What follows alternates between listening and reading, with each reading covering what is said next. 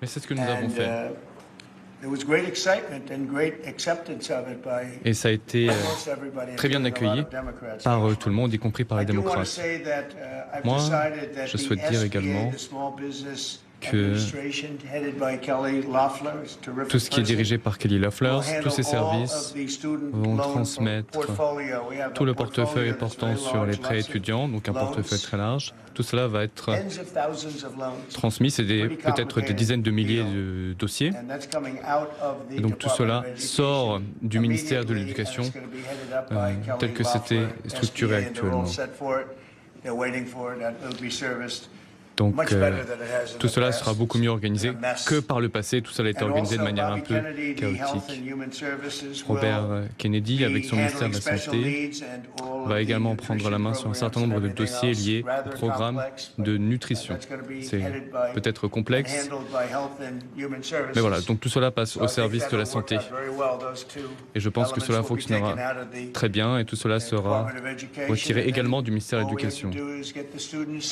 Il faut faire en sorte que les étudiants soient dirigés par des gens qui les aiment, qui les chérissent, y compris par leurs parents, qui sont impliqués bien sûr dans leur éducation dès le début. Ils seront également accompagnés par les gouverneurs et les États. Ça sera, je pense, une très bonne situation. Et je vous assure que dans quelques années, je ne serai peut-être pas là pour le voir, mais je pense que nous constaterons les effets exceptionnels qui auront été générés par cette discussion. Le Danemark, la Suède, un certain nombre de ces pays ont beaucoup de succès. Eh bien, je pense que nous aurons des résultats de cette nature. L'Indiana, l'Idaho, la Floride, le Texas ont de très bons résultats déjà, et on va aller dans ce sens-là. L'éducation va s'améliorer à un coût moindre. Je pense qu'on va faire des économies à hauteur de 50% de ce que nous dépensions jusqu'à aujourd'hui. Et peut-être, allez, je l'assure, un certain nombre des États seront tout en haut de la liste, parmi les 4-5 premiers pays en termes de niveau d'éducation. Donc c'est très enthousiasmant et je crois que ça a été très bien accueilli. Voilà ce que je voulais vous dire sur les prêts étudiants, ainsi qu'un certain nombre d'autres dossiers. C'est une journée donc très enthousiasmante. Je suis très heureux d'annoncer que l'armée de l'air américaine va commencer à opérer le premier avion de combat de 6e génération. Il n'y a rien au monde qui peut se comparer à cet avion, le futur F-47. En tout cas, c'est comme ça qu'on l'appelle, F-47, un très beau numéro, me semble-t-il. Personne, aucun pays n'a un avion de cette nature. Il dispose d'attributs exceptionnels pour un avion de combat, en termes de manœuvrabilité, de vitesse, en termes de charge utile et d'emport. Cet avion est en développement depuis de nombreuses années. Et il y a eu une compétition très dure entre les différentes entreprises américaines de défense. Et ce chasseur, cette plateforme de domination aérienne et multirôle la construction sera confiée à Boeing suite à une compétition extrêmement intense. Vous le savez, mon général, cette compétition pour l'appel d'offres a été très difficile. Mais cet avion sera produit et on verra des choses qu'on n'a jamais vues jusque-là. Cet avion sera la machine la plus létale, la plus mortelle jamais construite. L'avion, des prototypes sont en vol depuis presque 5 ans. Des essais sont conduits depuis 5 ans et nous savons qu'il surpassera les capacités de toutes les autres machines de tous les autres pays. Et j'ai personnellement vu plusieurs de ces avions et je peux vous dire que cela dépasse tout ce qui existe pour l'instant. 6e génération, bien sûr, c'est beaucoup plus important que 5e génération en termes de nouvelles technologies, en termes également de capacité à être dissimulé. Donc une puissance incomparable, plus puissant qu'aucune machine de cette nature et de ce type. Sa manœuvrabilité également est exceptionnelle. Donc puissance, manœuvrabilité, agilité, en particulier sa vitesse au-dessus, avec une capacité à voler au-dessus de Mach 2. Les ennemis de l'Amérique ne le verront jamais. Nous espérons n'avoir jamais employé cette arme exceptionnelle, mais nous en disposerons. Et si nous employons, si nous faisons usage de cette arme, personne ne saura jamais ce qui les frappe. Ces avions seront construits sous mon administration au cours des années qui viennent. Nous allons lancer la production à grande échelle. Beaucoup des chaînes de production sont déjà en place. Nous allons faire en sorte que les États-Unis restent la première puissance aérienne du monde. Je ne parlerai pas du prix, car cela donnerait des indications sur la taille et les technologies de cet avion. Ce contrat représente un investissement historique dans notre base de défense industrielle afin que l'Amérique reste à la tête de la compétition mondiale en termes géospatial. Nos alliés nous ont déjà contactés en demandant à acheter cette machine. Nous leur en vendrons peut-être, mais avec des capacités diminuées de 10%, car peut-être qu'un jour, ils ne seront pas nos alliés. Donc nous leur fournirons peut-être des versions diminuées. Pete Hegseth, qui pilote le ministère de la Défense, fait un travail exceptionnel. Et je tiens à le dire avant qu'il prenne la parole. Nous avons un nombre très important de personnes qui veulent rejoindre et s'enrôler dans notre armée. Des chiffres très satisfaisants, peut-être non seulement depuis l'élection en novembre, mais surtout depuis janvier. Pete est jeune, il est intelligent, il est fort, il aime son travail, et tout le monde l'apprécie. Donc un nombre record de personnes qui cherchent à rejoindre les rangs de l'armée. Il y a 6 mois, c'était très différent. On avait atteint un record bas du nombre de volontaires au recrutement. Aujourd'hui, c'est l'inverse. Avec beaucoup de dépôts de candidatures, c'est exceptionnel et ça vous montre qu'on est sur la bonne voie. Je vous en prie, dites quelques mots. Monsieur le Président, c'est une grande journée pour notre armée de l'air et pour le monde.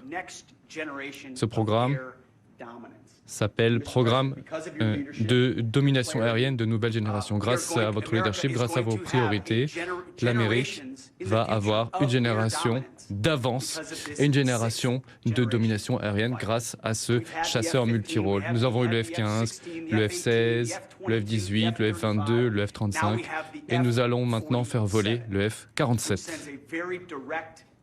Ce qui envoie un message très clair à nos alliés.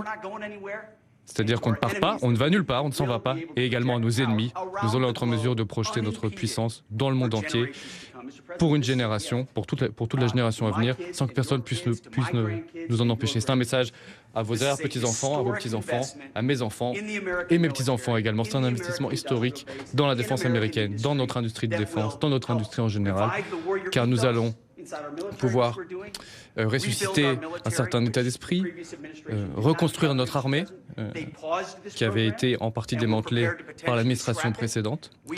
Nous allons lancer un programme à plus longue portée et à moindre coût que les programmes précédents. Et c'est ce que nous allons faire, comme le président l'a dit. Nous allons également rétablir notre dissuasion. L'administration précédente nous avait décrédibilisé, c'est terminé. Le président américain, le président Trump a rétabli le leadership américain. Le F-47 s'inscrit dans cette ligne. Merci, Monsieur le Président, d'avoir le courage de le faire. Nous sommes sur votre ligne. Merci, Pete. Il y a une chose que je voulais ajouter. Cet avion vole avec des drones, avec beaucoup de drones, autant que vous voulez, en combinaison avec donc une flotte de drones. C'est une nouvelle technologie. Il ne vole pas tout seul. Il volera en combinaison, de manière combinée avec une escadre de drones. Donc, je présente le général David Ovin et le général Dwight, qui sont chefs d'état-major de l'armée de l'air et son adjoint. Est-ce que vous voulez dire quelques mots, mon général? Merci, Monsieur le Président. Monsieur le Président, Monsieur le Ministre, merci infiniment pour votre engagement inébranlable et votre respect de nos forces armées. C'est une grande journée pour les forces aériennes des États-Unis. La domination aérienne, ce n'est pas un droit de naissance, pour ainsi dire, mais c'est devenu synonyme de la puissance aérienne américaine. Et c'est ce qu'on fait chaque jour. Depuis le début de la guerre aérienne, des aviateurs américains sont montés dans leurs avions et ont pris possession du ciel. et ce, afin de pouvoir détruire nos ennemis par le ciel, ou bien pour pouvoir aider nos camarades qui font la guerre au sol, de manière terrestre. Ce sont nos missions. Et avec ce F-47, eh bien, nous aurons un joyau de la couronne pour une génération, avec un véritable système d'avenir qui tiendra à cette promesse d'avenir. Je tiens à remercier tout le monde, l'industrie, le gouvernement, les ingénieurs. Je tiens à remercier tous ceux qui ont mis en commun leurs efforts pour permettre à ce programme de voir le jour aujourd'hui. Cela montre que les compétences, le talent, la détermination américaine sont au-dessus de tout, car cette plateforme d'armes, ce système d'armes est absolument exceptionnel. Et nous sommes convaincus d'avoir un avion plus mortel, plus capable, plus compétent, plus moderne, et surtout qui est adaptable, plus adaptable que jamais. Le président vient d'évoquer les forces de cet avion. Cela nous permettra d'aborder l'avenir avec confiance et de développer la magie de l'interaction homme-machine. C'est avec ça une nouvelle génération de guerre aérienne que nous initions, une nouvelle approche. Et cela nous permet également de nous adapter à la vitesse des développements technologiques. C'est plus que de la puissance aérienne, c'est même davantage d'options politiques pour le président. Notre mission, en tant qu'armée de l'air, c'est une disponibilité opérationnelle constante. Cela donne des options au président du début à la fin. Donc pour une riposte, conduire une riposte rapide pour prendre des premières actions avant de revenir à une disponibilité opérationnelle maximale, avant que les forces terrestres interviennent, par exemple, jusqu'à faire des campagnes aériennes de long terme de destruction des capacités ennemies. Voilà tout ce que nous faisons. Donc plus de dissuasion, plus de capacités, et c'est à ça que ressemble la paix par la force. Et nous sommes très fiers, Monsieur le Président, de conduire ces missions. Donc au nom des forces aériennes des États-Unis, je vous remercie. Mon général. Bon, votre patron a tout dit. Votre patron a tout dit, d'accord. Donc, il s'agit de domination aérienne et c'est notre mission. Merci, nous avons beaucoup travaillé pour arriver là. Alors, il y a eu un effet secret puisqu'on n'en a pas dit beaucoup jusque-là, mais voilà ce qu'on voulait dévoiler aujourd'hui. Vous voyez cet avion magnifique et ce système est absolument splendide. Je n'ai pas été surpris. Alors, y a-t-il des questions à ce stade? 8000 pages de documents.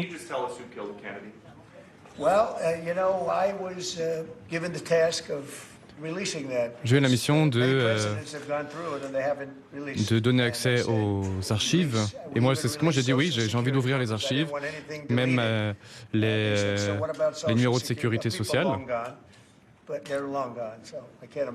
Donc, moi, ce que j'ai dit, c'est que si on supprime ces numéros, eh bien, des gens vont se plaindre, ils vont nous demander pourquoi. Ils vont demander pourquoi est-ce qu'on a supprimé ces numéros de sécurité sociale. Et pour le reste, on verra si on trouve quelque chose ou pas.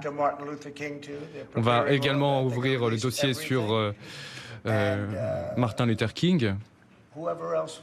Et d'autres dossiers, on n'a rien à cacher. On n'a vraiment rien à cacher. On ne devrait jamais avoir à cacher. Avec le temps, surtout. Mais sur le dossier John Fitzgerald Kennedy, ça rendait les gens fous. Et je crois qu'il n'y a rien de bouleversant. Il n'y a pas de tremblement de terre, mais voilà, les gens le verront par eux-mêmes maintenant. Donc c'est 88 000 pages de dossiers. D'autres dossiers seront libérés, déclassifiés aujourd'hui. Vous pourrez jeter un œil sur ce qui vous intéresse. Tout sera disponible en source ouverte. Et tous les documents additionnels seront rendus disponibles dans les jours qui suivent. Et c'est vous ensuite qui aurez le choix.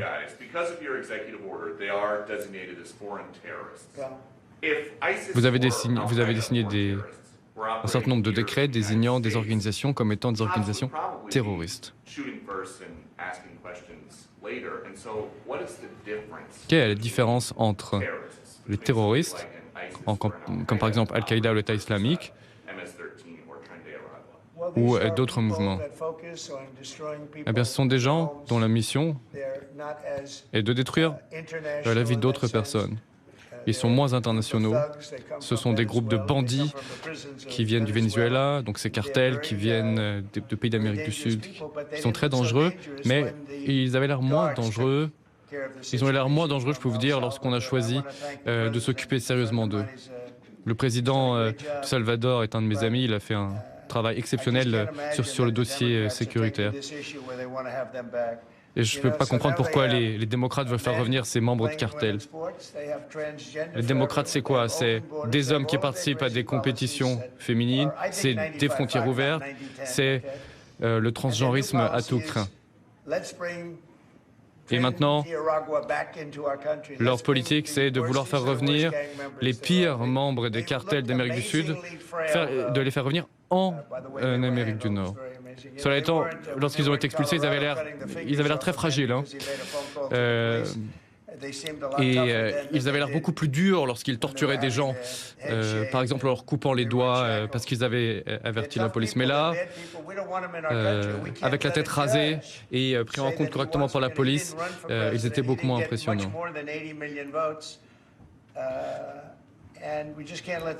Et nous, on a décidé, avec cette administration, qu'on n'allait pas tolérer ça plus longtemps. Moi, j'ai remporté cette élection en disant que j'allais expulser ces criminels. Ces gens ont été laissés entrer par la négligence et l'incompétence de Joe Biden et 21 millions de... Je crois que c'est 21 millions de personnes dont nous parlons qui sont rentrées de cette façon et sans même parler d'autres sources d'immigration. Et moi, je pense que j'ai remporté cette élection grâce à ça.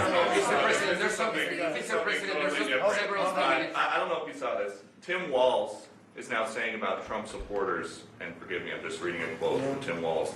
I think I could kick most of their ass. Oh boy, he'd be in trouble. Is there any way to know?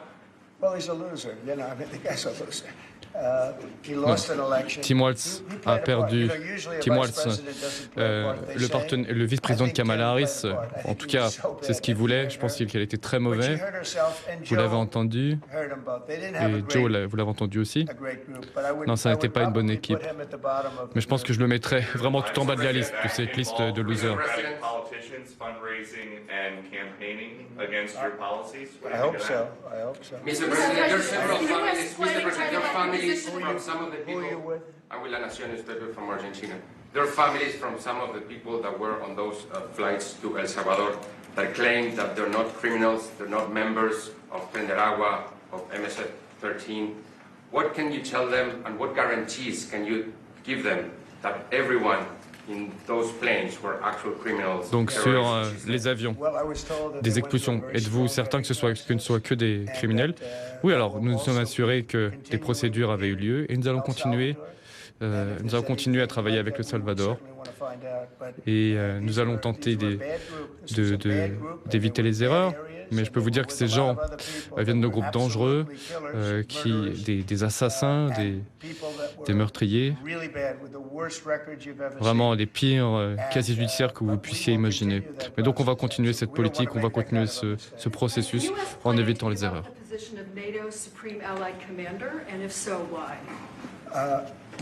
Sur l'OTAN.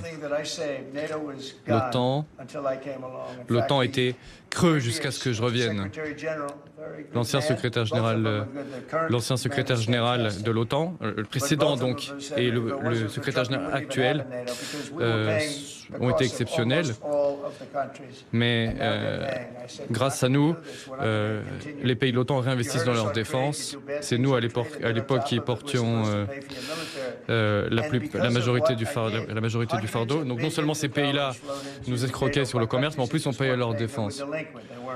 Donc c'était des pays délinquants, en vérité, des pays en infraction avec les règles de l'OTAN. Donc l'OTAN est maintenant solide, elle est forte, mais les pays de l'OTAN doivent nous traiter correctement. Pourquoi? Parce que sans nous, il ne pèse rien.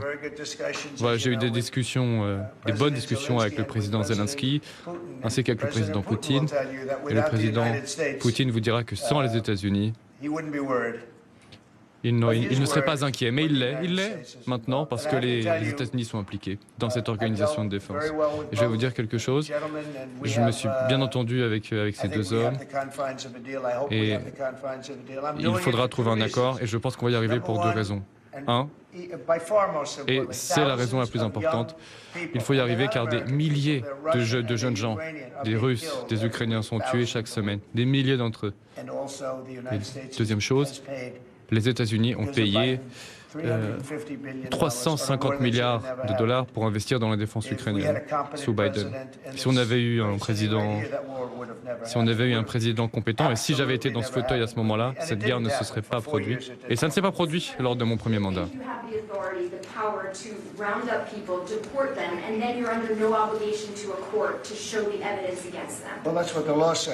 C'est ce que dit la loi, et ce que dit le droit, et c'est ce dont notre pays a besoin.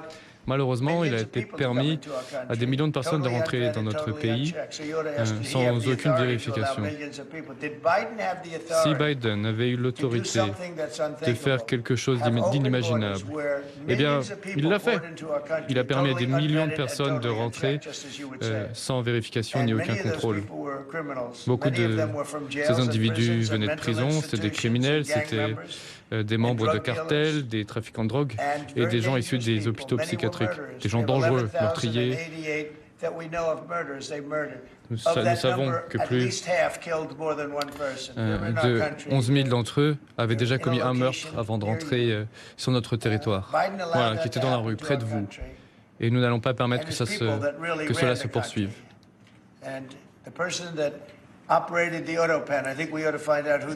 Et je pense qu'il faut qu'on s'intéresse à qui était derrière ce type de politique. Est-ce que M. Biden avait l'autorité pour permettre à des millions de personnes d'entrer sur notre territoire, dont des milliers d'entre eux, des dizaines de milliers d'entre eux, criminels endurcis, des gens qui ont causé beaucoup de dégâts de notre pays?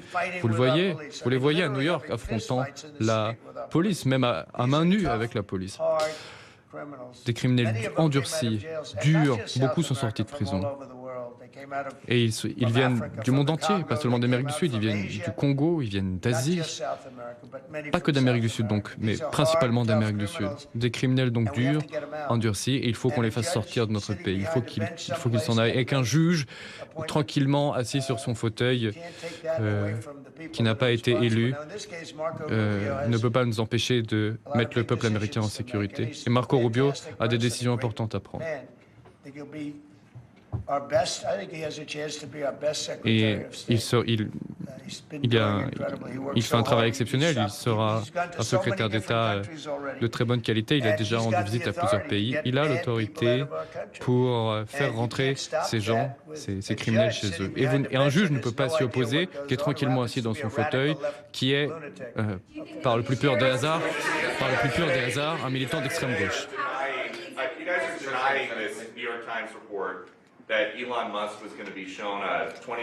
Monsieur le Président, sur l'affaire Elon Musk, sur le fait qu'on lui montre des documents secrets portant sur une potentielle guerre avec la Chine. Non, je ne lui montre pas. Je ne vais pas montrer des documents de cette nature à qui que ce soit. On parle d'ici d'un conflit potentiel avec la Chine. Je travaille avec Pete, avec ses généraux, avec des gens qui produisent des avions. Mais je ne veux pas que qui que ce soit voit des documents sur une guerre potentielle avec la Chine. On ne veut pas de cette guerre potentielle avec la Chine, mais si on y allait, nous serions bien équipés. Mais je n'ai pas envie de montrer ce document à qui que ce soit. C'est un homme d'affaires, Elon Musk, qui nous aide beaucoup, un grand patriote, un monsieur qui paye un prix très élevé pour lutter contre les excès de l'État central. Elon a des affaires en Chine et il serait très touché par un conflit de cette nature. Mais quelle fake news! Le New York Times raconte autant de bobards que MSNBC ou CNN. Donc, quand les gens ont lu cette dépêche, ils ont ri. Qu'est-ce que j'ai fait, moi? Moi, j'ai appelé Suzy Wiles, j'ai appelé Pete. Je leur ai dit, est-ce que c'est vrai? Ils m'ont dit, mais c'est n'importe quoi. Donc, Suzy Wiles, ma directrice de cabinet. Elon s'est rendu au Pentagone pour s'attaquer au coût du ministère dans le cadre de son ministère, dans le cadre de son département de l'efficacité gouvernementale. Alors, la véritable volonté, c'était de ruiner la relation entre Elon Musk et le Pentagone. Elon Musk est un grand inventeur, un innovateur, un patriote, c'est quelqu'un qui est investi dans la fiabilité de notre armée. Nous l'avons invité aujourd'hui au Pentagone pour parler d'efficacité, pour parler d'innovation. Nous avons une conversation informelle de très haute tenue et le reste des informations, c'était du bobard.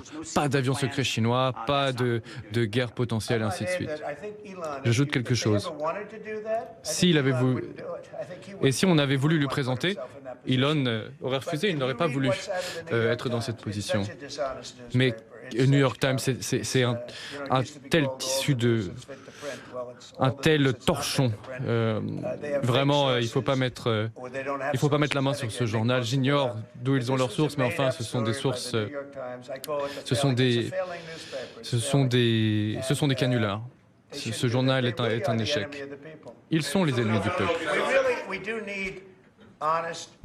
Nous avons besoin d'un journalisme de bonne qualité, honnête. Vraiment, du journalisme honnête, et ce n'est pas actuellement ce que nous avons. Prenez CNN. Il faut vraiment voir de temps en temps, ou MSNBC, ce qu'ils font de temps en temps pour se rendre compte de la qualité horrible du journalisme qu'ils présentent. Vous, en revanche, vous avez de bonnes audiences. Is there anything that they can do to stop April 2nd or to roll back the tariffs that you put on China already? Sur les tarifs douaniers avec la Chine. J'aurais voulu que ça se fasse le 1er avril, mais bon, ça aurait été perçu comme un poisson d'avril, donc c'est le 2 avril aura lieu le jour de la libération pour les États-Unis. Donc cela fait des années que le monde entier nous escroque en termes de commerce, en termes de défense. On protège des gens qui ne font rien pour nous. C'était beaucoup trop injuste, et ce pendant des années. Donc une partie de cette injustice va disparaître le 2 avril avec la mise en place de ces tarifs douaniers. Cela va représenter des dizaines de milliards, des chiffres astronomiques que personne n'avait vus auparavant. Vous avez vu la nouvelle, des centaines de milliards d'investissements sont investis aux États-Unis. Le plus grand fabricant de puces et de microcircuits a décidé d'investir des milliards aux États-Unis. Apple a annoncé un investissement de 500 milliards de dollars pour construire des usines aux États-Unis, usines qui étaient pour l'instant positionnées en Chine. Et ils commencent dès maintenant. Nos investissements s'élèvent à un niveau jamais vu. Et je n'ai pas assez de temps dans des conférences de presse pour détailler tous ces investissements. Mais voilà ce que je peux dire. 4 000 milliards de dollars d'investissements sont en cours. Des constructeurs automobiles qui construisaient au Canada ou au Mexique et qui vont construire aux États-Unis. Je n'ai pas envie d'avoir une voiture du Mexique ou du Canada. Non, je veux qu'on construise des automobiles sur le sol américain. 3 grandes usines, 3 méga-usines. Voilà, qui vont juste, des usines qui vont simplement passer la frontière. Nous aurons les emplois, et ainsi de suite. Jusqu'ici, on avait simplement des usines vides et du dumping. Ces usines vont donc être déplacées sur notre sol. Honda également. Honda va construire une méga-usine dans l'Indiana, un très bel état. Très bonne décision de leur part. Donc beaucoup de constructeurs automobiles qui reviennent aux États-Unis. Les aciéries également vont connaître une phase de croissance importante. Et puis il y a beaucoup de choses qui sont liées à cela. Et on en a besoin également pour notre défense. Il faut avoir de l'acier pour avoir une industrie de défense. Au cours de mon premier mandat, si je n'avais pas mis en place de tarifs pour mettre fin à l'hémorragie, eh bien, on n'aurait plus d'industrie métallurgique aujourd'hui. Si je n'avais pas mis 50% ou voire 100% de tarifs douaniers sur l'acier, eh bien, il n'y aurait plus une seule aciérie actuellement. Et Joe Biden n'a pas mis fin à ces tarifs douaniers. Pourquoi? Car il rapportait beaucoup trop à l'État fédéral.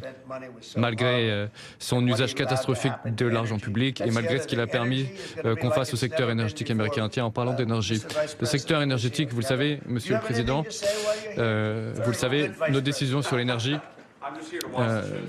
sont exceptionnels. Vous voulez ajouter quelque chose? It is cool.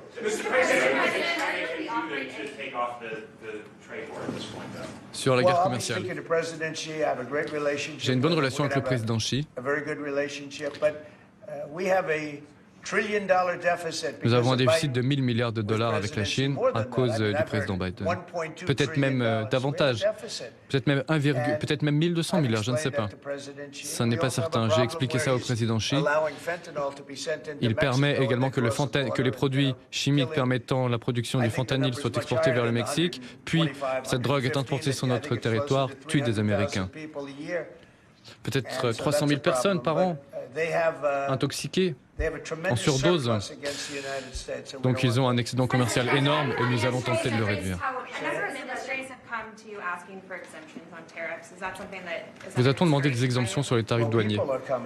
Bien sûr, les gens viennent me voir et ils me parlent des tarifs douaniers.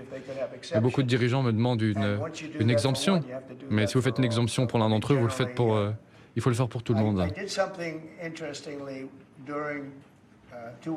Il y a 2 semaines, j'ai donné aux entreprises automobiles américaines, j'ai fait une exception pour les entreprises de cette nature, pour les 3-4 plus grandes. Et au lieu de dire que j'étais flexible, eh bien on a dit que j'étais changeant et inconstant. Mais non, je peux vous dire qu'il y aura de la flexibilité. Tout fonctionne sur la base de la réciprocité. Tout ce que la Chine nous impose, 50, 30%, 20%, et pas que la Chine, tout le monde, eh bien, nous allons appliquer la même chose. Le Canada, par exemple. Personne ne sait que nos produits laitiers sont soumis vers le Canada à un tarif douanier de 250%, par exemple. Jusqu'à 400%. Certains tarifs douaniers s'élèvent à 400% pour nos exportations vers le Canada. Je rappelle une chose sur le Canada. Nous n'avons pas besoin de leurs automobiles, nous n'avons pas besoin de leur bois, pas besoin de leur énergie. Nous n'avons besoin de rien de ce pays. Et pourtant, nous subventionnons le Canada à hauteur de 200 milliards. Et c'est pourquoi, lorsque je dis que le Canada devrait être un État américain, eh bien, je ne plaisante pas. On ne devrait pas s'attendre et attendre de nous que nous soutenions à cette hauteur un pays qui est à notre frontière et qui devrait être un État américain. Les impôts des citoyens américains seraient diminués de 50%. Ils ne dépenseraient plus d'argent pour leur défense nationale, puisque c'est nous qui les protégerions. Je pense aussi aux brise-glaces. Le Canada veut que nous leur fournissions des brise-glaces. Eh bien, s'ils intégraient notre pays, ils auraient ces bâtiments. Les Canadiens ont été des commerçants très durs vis-à-vis de nous. Ils sont très durs en affaires. Et je vais vous dire quelque chose. Certaines personnes n'ont pas les cartes. Vous vous rappelez peut-être que j'ai employé cette expression il y a une dizaine de jours avec quelqu'un qui n'avait pas les cartes dans une négociation. Eh bien, je vais vous dire que nous avons les cartes et nous allons faire un deal exceptionnel avec le Canada. En tout cas, le Canada a été un partenaire très difficile pour les États-Unis. Ils ont vraiment abusé de notre patience, en particulier sur les produits laitiers.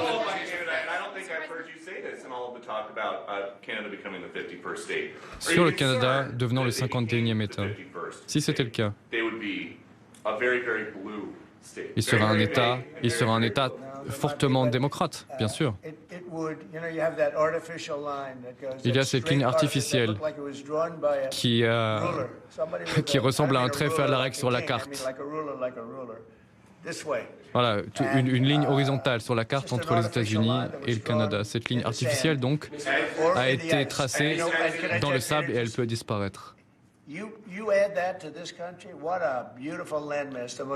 Quelle magnifique masse terrestre, quel magnifique pays qui nous a été retiré pour des raisons que j'ignore. Certes, le Canada est peut-être de gauche, mais vous savez,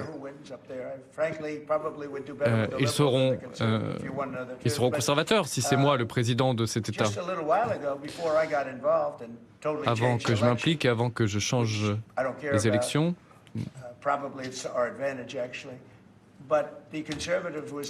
les conservateurs,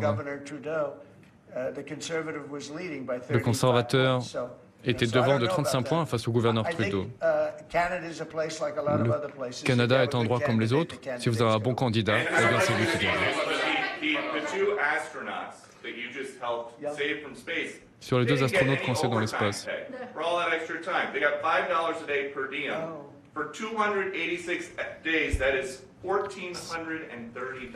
Sur leurs heures supplémentaires, puisque ça fait 270 jours qui sont coincés dans l'espace. Que pouvez-vous faire? C'est la première fois que j'entends parler de ça.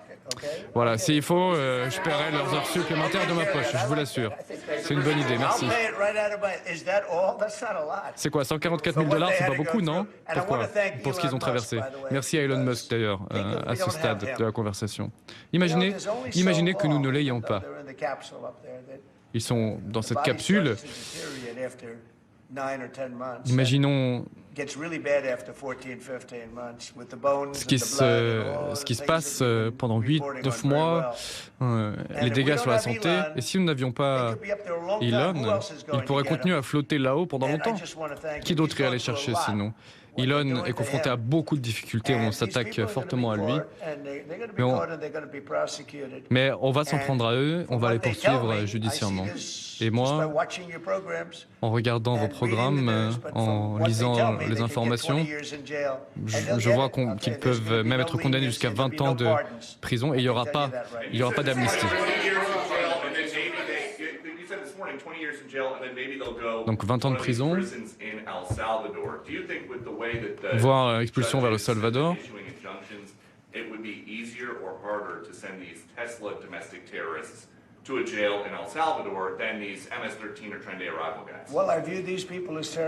Pour moi, c'est les terroristes, les gens qui s'en prennent à Tesla, bien sûr. J'ai regardé ces salles d'exposition brûlées, et pas 1 ou 2 centres, mais 7, 8, 9, 10, des explosions également. Ces gens sont terroristes. Le 6 janvier, non, c'est pas ce qu'on a vu dans la rue. Et c'est exceptionnel. Le 6 janvier, les démocrates n'ont pas été blessés. Une magnifique jeune femme, Ashley, a été blessée, mais pas de mort. Maintenant, on fait face à des attaques terroristes organisées. Regardez leurs pancartes. Elles sont toutes faites par la même imprimerie et ça coûte cher. Il y a aussi des gens qui financent ces mouvements. Et pour moi, les financeurs sont dans des draps aussi sales que les gens qui posent ces bombes et qui provoquent ces incendies. Le FBI et le ministère de la Justice vont conduire des enquêtes. Je peux vous dire que ce sont des terroristes.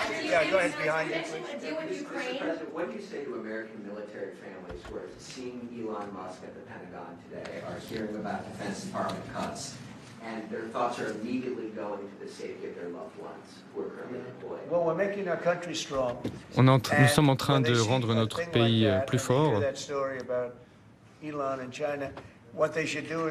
Quand vous entendez cette histoire sur le Pentagone, Elon Musk et la Chine, vous vous rendez compte que le New York Times est une institution corrompue. Personne ne croit à cette nouvelle. Moi, quand j'ai raconté cette histoire, je peux vous dire que tout le monde a rigolé. Le Pentagone, qui donnerait un briefing à Elon Musk sur la façon dont une guerre contre la Chine se déroulerait alors qu'il a des usines plein ce pays. Non, franchement, les journalistes du New York Times sont extrêmement malhonnêtes. C'est un torchon et je m'attends à ce qu'il y ait d'autres fake news de cette nature. C'est une organisation malhonnête, déloyale. C'est de la fiction pure. Et je voulais juste m'assurer que c'était vrai. J'ai appelé ma directrice de cabinet, j'ai appelé Pete Hegseth, je leur ai demandé si c'était vrai. Et on m'a dit non, il est là pour sa mission d'efficacité gouvernementale. Ça n'a rien à voir avec la Chine. C'est donc de la pure fiction. C'est une invention pure. Personne ne s'occupe mieux que nous de nos forces armées.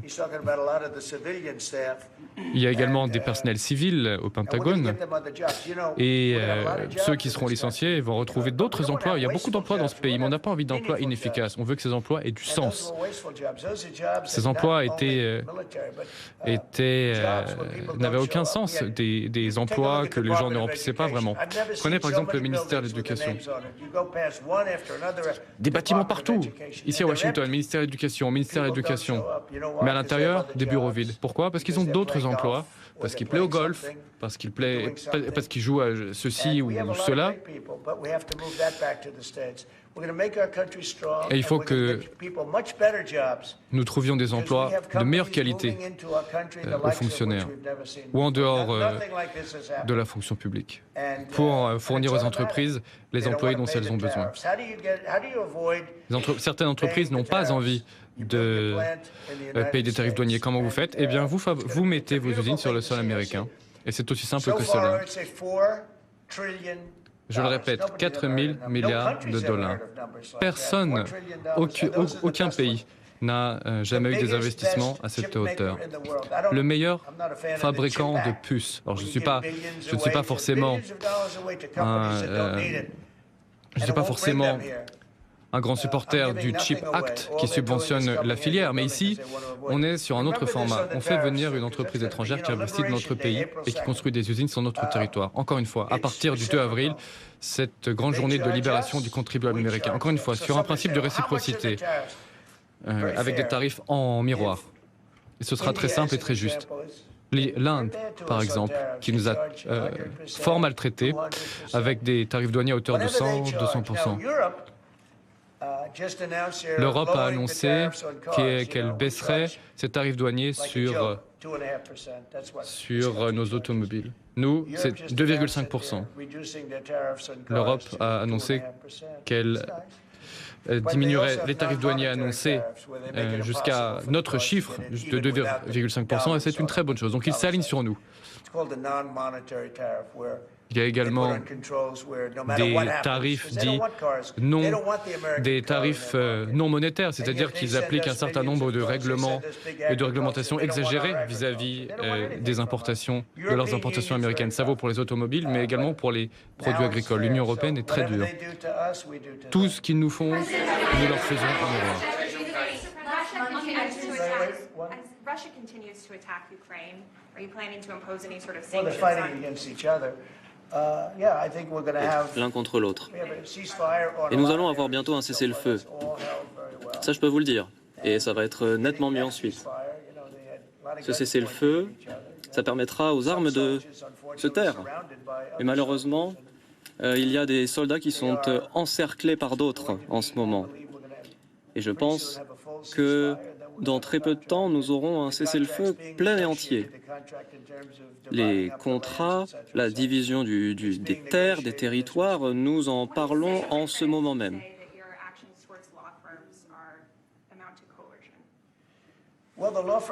Alors, les cabinets d'avocats, ils veulent des accords, oui. Ils sont prêts à tout pour avoir gain de cause.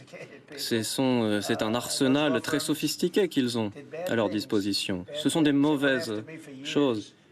Et nous, il faut lutter, continuer à lutter pendant des années.